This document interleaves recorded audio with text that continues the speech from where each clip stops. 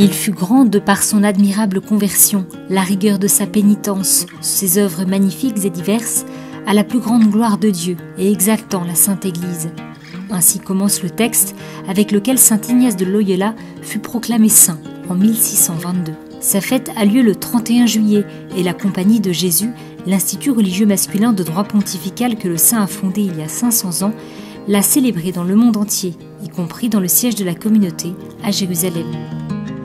Lui era un uomo che voleva vivere in Terra Santa e morire in Terra Santa. C'était un homme qui voulait vivre en Terre Sainte et mourir en Terre Sainte. Pour lui, l'objectif fondamental était de suivre Jésus. Jésus comme il le comprenait, le Jésus historique qu'il imaginait. Puis, grâce à Dieu, il n'obtint pas la permission de rester ici.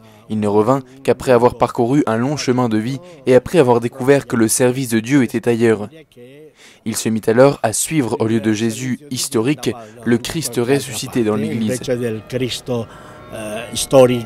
Gesù storico ha seguito il Cristo risorto nella Chiesa. Le père Abrego, supérieur de la communauté, a célébré une messe dans le jardin de l'Institut biblique pontifical de Jérusalem, en présence de représentants des grandes congrégations de la ville, notamment le custode de Terre Sainte, le père Francesco Patton. L'emplacement de la maison remonte au début des années 900. C'est le lieu où passaient les groupes jésuites lors de leur périple en Égypte, Israël, Turquie et Syrie, dans ce qu'on appelait les caravanes bibliques. Plus tard, dans les années 20, le Vatican a acheté le terrain où a été construit le bâtiment que l'on voit encore aujourd'hui. Cette maison a commencé comme un centre d'études bibliques et surtout comme base pour les caravanes des étudiants en Bible et archéologues qui travaillaient à Tel Elad Gassoul. Nous en avons quelques vestiges dans notre musée.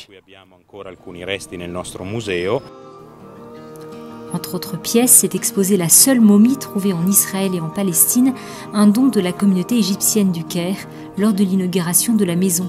L'archéologie a été une caractéristique de la présence des jésuites à Jérusalem, sans en être toutefois l'unique. Actuellement, notre vocation est liée à 3 activités essentielles. La première est l'accueil de l'étudiant en Bible venu de Rome pour étudier les Écritures, pour passer du temps avec nous pendant leurs activités de recherche. La seconde est en tant que maison de spiritualité, surtout pour les jésuites qui viennent du monde entier, pour les programmes de formation temporaire ou permanente. Et la troisième activité est en vocation de la maison et d'être le signe de la vie communautaire des jésuites au Moyen-Orient, ici, à Jérusalem.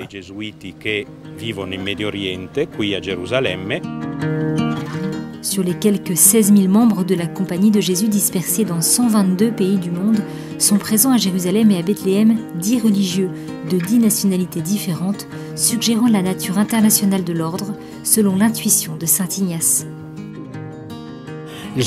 Son charisme est de rechercher la volonté de Dieu, non la nôtre, changer nos propres images, changer nos propres rêves.